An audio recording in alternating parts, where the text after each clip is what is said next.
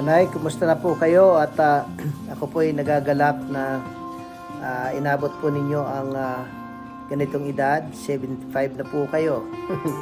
So I'm sorry po, nabanggit ko na yung edad nyo. So happy birthday. Happy birthday. At nawa po ay ma-enjoy pa ninyo yung mga taon na ipagkakaloob sa inyo ng Panginoon. Nanay Julieta, naalala ko po nung tayo po ay nagsisimula ng mag-i-start ng building sa Landmark.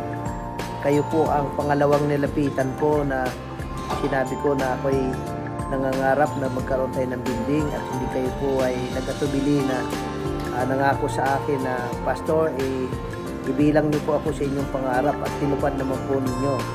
Kaya nanay, ako po ay nagpapasalamat sa lahat ng mga napupuntahan ko at nakakausap kong mga pastor. Lagi ko nababanggit yung pangalan nyo. Sabi ko si Nanay Gonzales ay isa po ito sa mga naging haligi ng mga nagsimula dyan sa Landmark.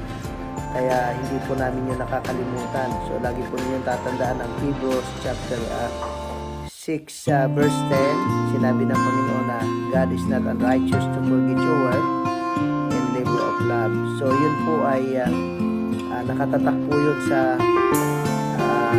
presensya ng Panginoon po yung bahagi. Kaya happy birthday po. Happy birthday.